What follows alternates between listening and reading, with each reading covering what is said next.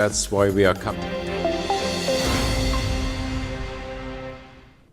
Welcome back. I'm Uday Pratap Singh. You're joining us on NewsX. Our big focus this hour. Prime Minister Narendra Modi has emplaned for France. He will, of course, be attending the G7 summit there. It's a visit that comes at a moment of extraordinary global flux, with the world grappling with wars, trade, uncertainties, energy shocks, and a rapidly evolving technological landscape. The visit is significant despite not being a member of G7. India continues to be invited to the table of the world's most powerful economies. In many ways, India's presence has become indispensable to discussions on global growth, supply chains, technology, energy, security, and the future of the global south. At this summit, Prime Minister Modi is expected to join leaders from the United States, the United Kingdom, France, Germany, Italy, Japan, Canada, and the European Union, even as he holds a series of high-level bilateral meetings on the sidelines. Those conversations are likely to focus on defense cooperation, trade expansion, critical minerals, semiconductors, artificial intelligence, and investment flows. On the multilateral front, India is likely to push for the concerns of the global south, call for reforms in global governance institutions, and seek greater cooperation on energy security, food security, as well as climate resilience.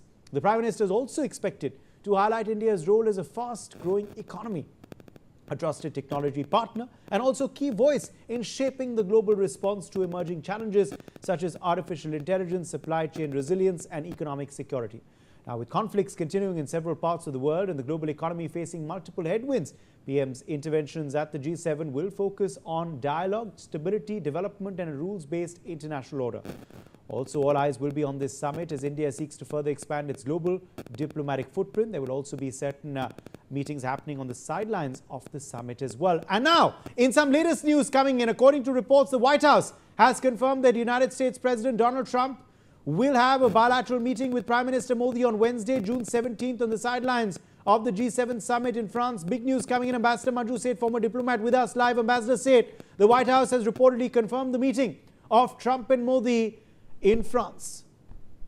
Yes, absolutely. I think it was about, but has just been confirmed, and I think that's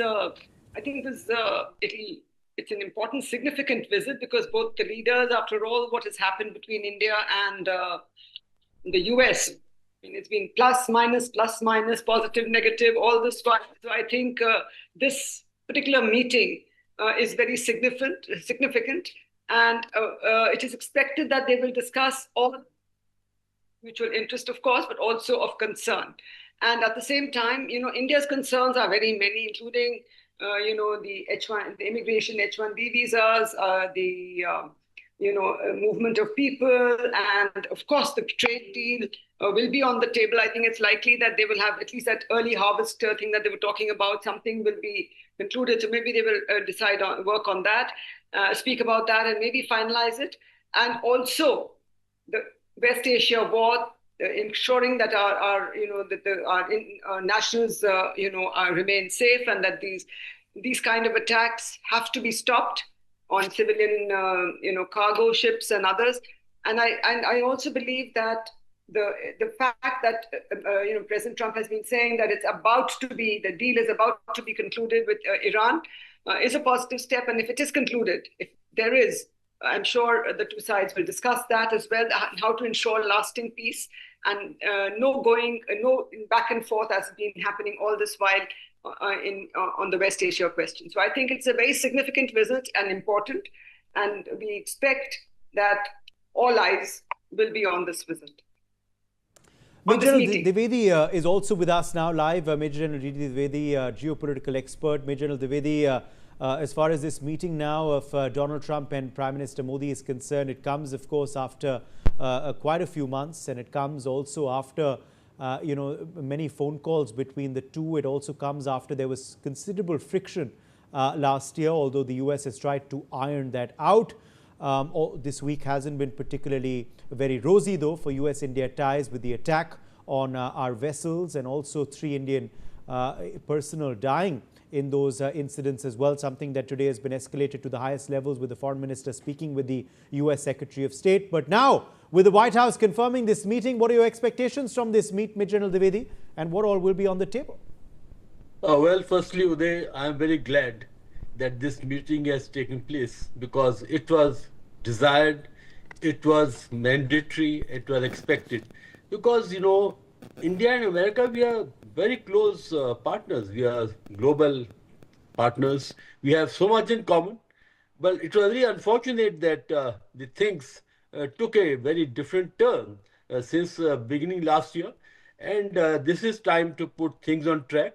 And after all, the differences between India and USA are not very deep. Yes, there have been some misunderstanding. I think that would be clarified. After all, President Modi and Prime Minister Modi and President Trump, they had very good relation during the President Trump's first term. But then, in diplomacy, nothing is constant. Things always move back and forth. Sometimes blow hot, blow cold. So I'm so glad that this meeting is happening. Yes, there are a number of issues that will be on the table. First and foremost, I'm sure misunderstanding must be cleared because after all, you can only start fresh when you clear the backlog. I'm sure that will be done. After that, there are strategic issues. Firstly, I think Quad itself. There was a foreign ministers meeting, and the Quad will be one issue which will be discussed very emphatically. Then India's security concerns are very important. We have number of defense requirements which are on the table, like the G404 engine, the G414 engine for Tejas Mark 1A. Then, of course, MQ-9 Predators drones are there, MH-60 naval helicopters, all that are there, and possibly the stealth fighters F-35 may be also on the table. Along with that, of course, the trade will be handled. I'm sure the trade deal will be signed in time to come. And most importantly, I think there has to be a reset now. That reset was very much required, and I'm glad that that will happen. So overall, this is a very positive development for the relations between US and India and for the globe at large. Uday.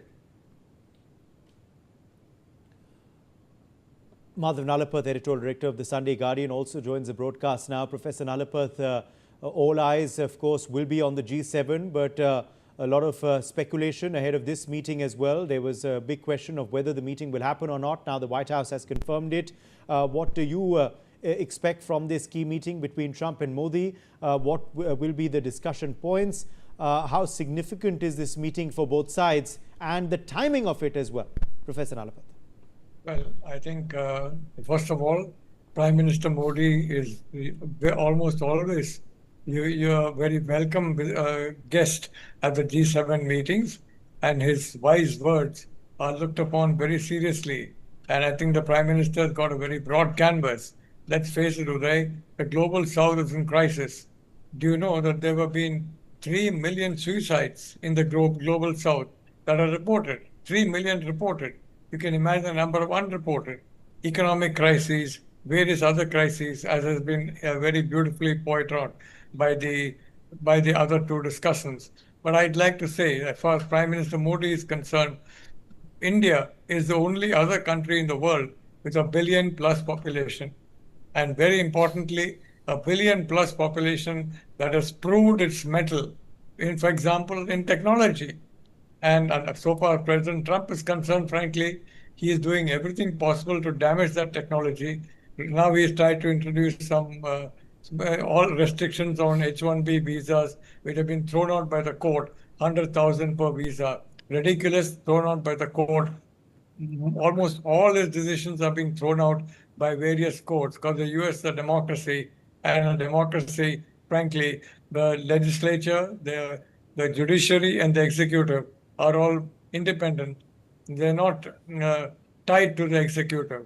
So as far as India is concerned, well, I don't know how much the discussion is going to contribute, but the fact that India is being invited to the high table is a sign of the fact that the widespread acceptance of the reality of Prime Minister Modi being a very important champion of the global South. And that is a very important point. Second, Indian talent all over the European countries now, especially in Germany and the UK, now increasingly in other countries, and the United States definitely, Canada definitely, Indian individuals, ethnic Indians, and Indian nationals are playing a very significant role in high tech. We have just seen, 24 hours ago, the world's first trillionaire Who is that? Elon Musk with the IPO of SpaceX. The three top trillionaires in the world are all from the United States. And frankly, a lot of their employees are Indian in the sense of ethnic Indians, if not Indian nationals. So we have got a lot to contribute to this talk. I am not at all surprised that Prime Minister Modi has been invited. Prime Minister has so many times given words of very high wisdom. Regrettably, not many of them have been followed. Unfortunately, some countries in the global north see the global south as some kind of waste paper basket to throw the waste paper in, and not as a rich source of human power that can be developed. Now, that is a point in India's favor. The human point is a human factor. The human, potential is amazingly vast in India, and that's been proved around the world by Indian ethnic Indians being very important contributors. Now you're talking about these trillion-dollar companies. You're talking about SpaceX. A lot of Indians are working there. Elon Musk has got a particular affinity to ability, and as a consequence, a particular affinity to people from India. So also, for example, Anthropic, so also OpenAI, all these three giants, a lot of people from India are there. So Prime Minister is going as the elected Prime Minister, the most popular Prime Minister by far, the longest serving Prime Minister of the world's largest democracy, and overall a successful democracy. He can go with his head held high. As far as President Trump is concerned, well, I'm not going to delve too much into that meeting. But the fact that Trump had to have a meeting with Modi, agreed, went and the White House went ahead and said, we are confirming this meeting, indicates very honestly that the United States realizes that in a world where the main peer competitor, and that's a word which President Trump has used, by the way, not me, the peer competitor China is posing a threat to the global dominance of the G7 in supply chains and so many other factors. Regarding AI, for example, Yes, China is very, very fast. And absolutely. for stop that, you need a lot of talent, Okay. and a lot of talent has to come from India. Right. Why?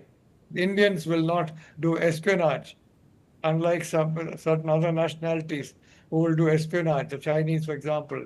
Indians will not do that. And Indians are coming from a democracy. They are schooled in the ways of democracy, and they are proved to be reliable all over the tech world. So I think in this context, PM is going with his head held high for two or three reasons. One, his innate wisdom. Two, the very, very strong public base that he has got in India in terms of popularity. And three, I would say, the immense natural wealth of our human resources. Thank you, Uday. More breaking updates, in fact, also coming in now about Prime Minister Modi's schedule during a 6-day visit. We are learning that PM Modi will be traveling back and forth between France and Slovakia between the 13th of June and 18th of June, traveling first to the French port city of Nice, where he will hold bilateral talks with President Macron tomorrow to review progress since the two sides elevated their ties to a special global strategic partnership in February and to chart the next steps in bilateral cooperation.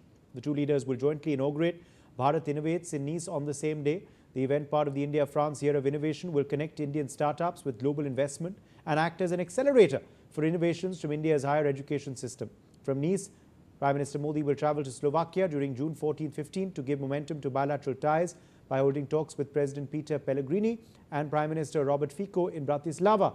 Modi will also interact with Slovak business leaders, building on the momentum of the India-EU Free Trade Agreement. The visit will further energize our strategic partnership with the European Union, of which Slovakia is an important and valued member, he said, referring to the trade deal that is expected to be signed by the end of the year. The PM will conclude his visit by traveling to Paris on the 18th of June to attend Viva Tech 2026, which is an important European gathering on technology and innovation.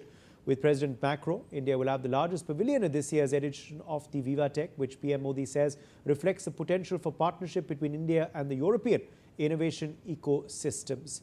Professor Karori Singh, Foreign Affairs expert, is with us live. Professor Singh, of course, while the main high point of the trip will be that G7 summit. Around it, there are various important aspects that have been weaved in as well, including, of course, this key visit to Slovakia, but also some key stops in France apart from Evian, where this summit is happening, both in Nice and in Paris, Professor Singh.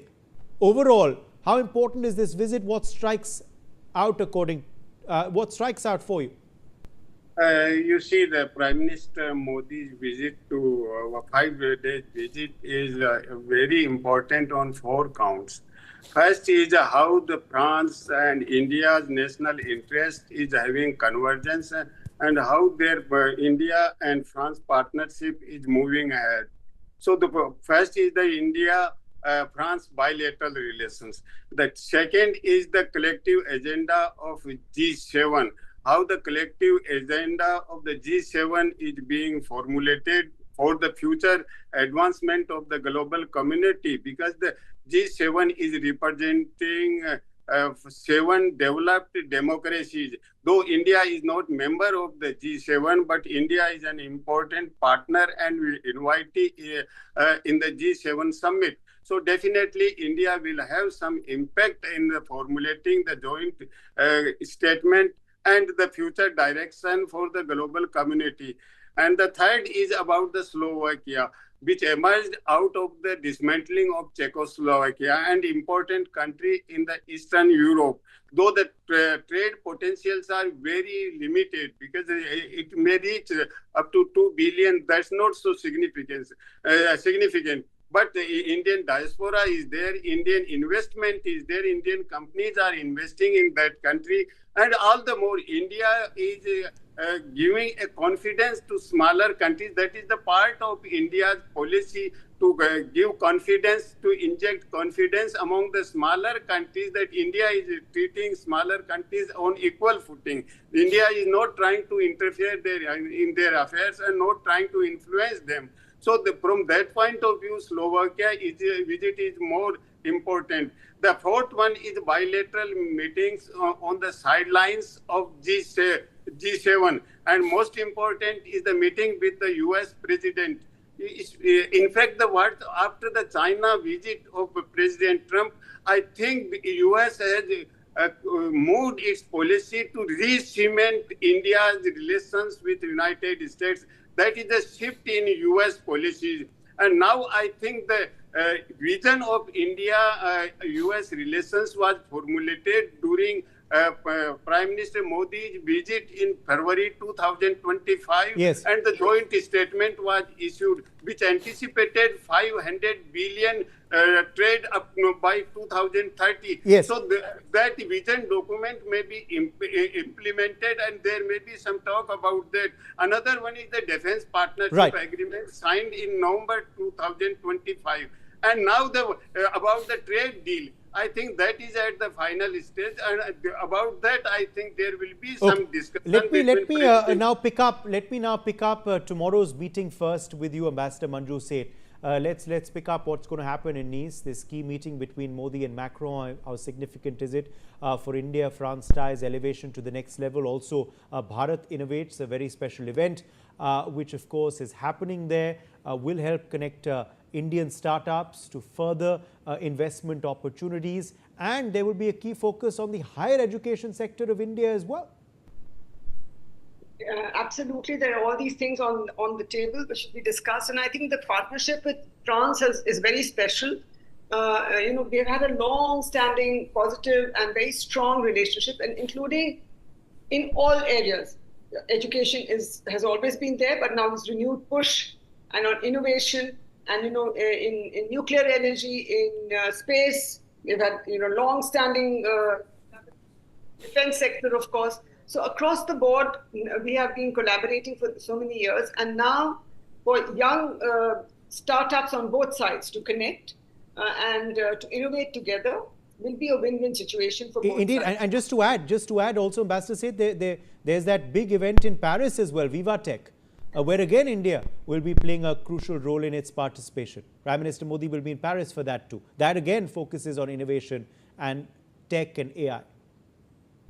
Yes, very right. And the joint innovation that is being done, it's already being done. I know there are a number of incubation centers in various parts of France, where a lot of Indian scientists, Indian researchers are working along with French researchers, and they're doing a lot of innovative work, including at the ITER, ITER, the thermonuclear fusion plant. And I find that project, and I think also, our companies are active. L&T, for instance, is responsible for that, making the whole core in which the thermonuclear fusion experiment is ongoing. So I think the innovation, the prospects for innovation and joint innovation are huge, and the fact that both of them will, both the leaders will be there at Bharat Innovate, and they will be sort of addressing the young people, young startups, I believe is a signal for their companies, for our people, for everyone, that they will work together.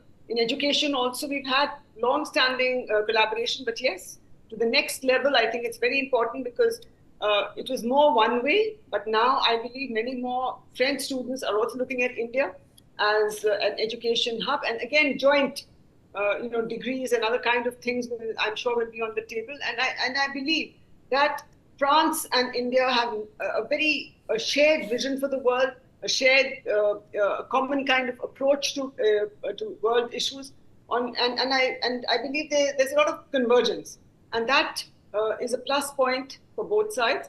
And of course, as I said, in defense, it's already quite advanced, the collaboration, including to manufacture in India. And I think that is something which we are looking at. And I believe that going from the submarines to the airplanes, to Rafale, everything, and the nuclear projects, railways, we've got so many areas of collaboration with France. And I believe that France is ready to share technology, if not fully, but to share technology and innovate together. And also there is this key visit to Slovakia, Professor Nalapat. How important is that visit as well to Slovakia? And also this push once again for trade between both sides under the India-EU free trade agreement, which of course has been signed, and we hope for its implementation sooner this year rather than later. Well, I'd like to say, Uday, that some of the Indian universities, for example, are there across the world. I mean, Manipal, for example, you got in Antigua, you got in Dubai, you got in Nepal, you got in various other centers. And so many Indian universities have proved their merit, and they are going abroad. Now, for example, some universities have got dozens and dozens, literally dozens of relationships with US universities of the same number, dozens and dozens. So the relationship between India and the US in particular is extremely close. And as a consequence, I can tell you, no politician in the United States or whatever is going to do any damage to that, because it is not something that has come from the top down. It has come from the bottom up, by over decades and decades and decades of Indians going there, working there, living there. So I see the India-US relationship as being very crucial, and I see the Trump-Modi meeting as being Trump's recognition of the fact that the Indian-American vote is very, very significant. For example, you got in New York, you have somebody who's an ethnic Indian who's the mayor. You have Los Angeles. You may have a lady who's ethnic Indian elected in November as a Los Angeles mayor. So two largest cities in America at different coasts, East Coast and West Coast, will be ethnic Indians. So the reality is, now look, for example, at India. People are coming here. Sanai Takachi, the Prime Minister of Japan, is coming all the way to Delhi on July 1. And I think one of the important priorities of her visit is going to be cooperation between India and Japan in rare earths. India is the third largest reserve of rare earths in the world. Brazil, second largest.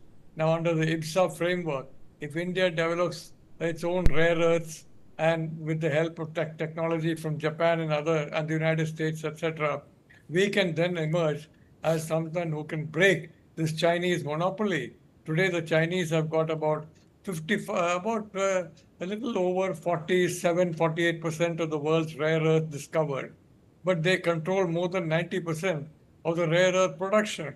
Now, we can easily move into that field. India and Brazil together can basically have about 20% of the world's rare earth production in terms of utilization. So this is a very important thing. And the technology companies are aware of the fact that any time geopolitical factors may inhibit Yes. the import of rare earths from China.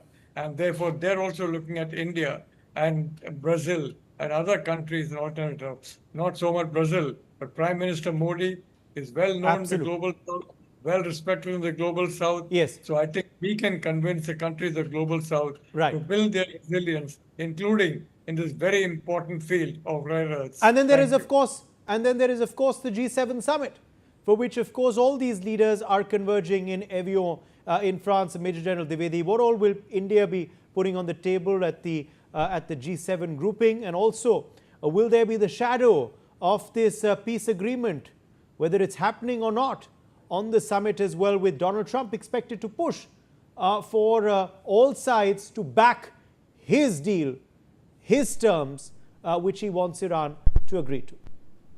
Absolutely, Uday. I think this G7 meeting will be under the overhang of the so-called MOU and the interim agreement that is possibly could be signed in Geneva on the sidelines of the meeting. No doubt about it, this is going to have I think, overarching shadow on the whole proceedings. And importantly, because the Iran-US war is actually in the center stage, and President Trump himself is here, he is the key player. So I'm sure that he will like to steal the show of this G7 by ensuring that this agreement or interim agreement at least is signed and there's a fresh ink on that. Yes, of course, there are other issues as well, because the meeting firstly is taking place in a very fractured world. So therefore, I think G7 countries will have to look at this turbulence that is there, uncertainty that is there, and more importantly, how they are going to balance out, because there's so much imbalance between the developed and the developing countries. Now, this is where India would step in, because India has been the voice of global south. 2 years back when we had the G20 meeting in Delhi, India made effort, I think Herculean effort, to get Africa as one of the G21 partners or countries. India also will voice concern about the inequality, and also how the resources need to be balanced out, and more importantly, how the human resource of the global south can be developed, because most of the countries in the global south have tremendous demographic dividend. And the end of it, I think, is Prime Minister Modi or India is the voice of global south. I'm sure this will be our priority as to how we can leverage our position for the larger good of the developing world or the global south. All right. My thanks to all of our guests for joining us. We've run out of time, but we, of course, will continue our focus on the PM's visit to France and Slovakia through the next few days right here on NewsX. So stay tuned for that special coverage. We're slipping into a short break. The news continues on the other side. Thanks for being with us.